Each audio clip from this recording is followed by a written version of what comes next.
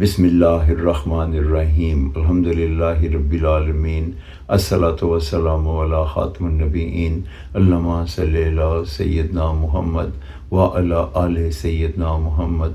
السلام علیکم ورحمۃ اللہ وبرکاتہ۔ آج کی حدیث ابو داؤد 5197 نمبر۔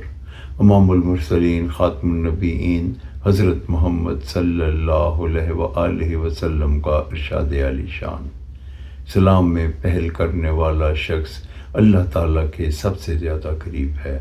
اس حدیث مبارکہ کا یہ مفہوم ہے کہ نبی پاک حضرت محمد صلی اللہ علیہ وآلہ وسلم نے ہمیں اس چیز سے آگاہ کر دیا کہ اللہ تعالیٰ کو سلام کرنے والا شخص بہت قریبی یعنی بہت محبوب ہے۔ اس لیے ہمیں چاہیے کہ ہم بڑوں کو، چھوٹوں کو، اپنے سے کم درجے کے لوگوں کو، اپنے سے زیادہ درجے کے لوگوں کو سلام کرنے میں پہل کریں، تاکہ ہم اللہ تعالیٰ کے سب سے قریب ہو جائیں اور لوگوں کے بھی محبوب ہوں۔ اس سے ہمارے لیے فلاح ہی فلاح ہے، دنیا اور آخرت دونوں کی فلاح ہے۔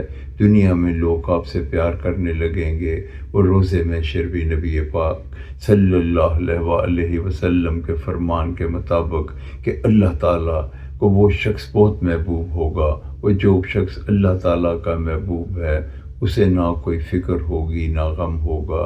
السلام علیکم ورحمۃ اللہ وبرکاتہ۔